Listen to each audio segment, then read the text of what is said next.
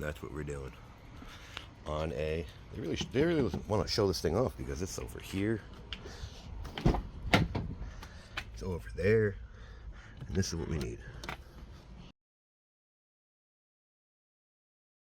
Come listen to my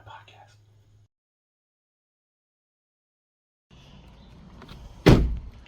Obviously, you put the hood release, which is right here, right there, and snap, snap, and we're gonna pull this thing out. Look how small this thing is.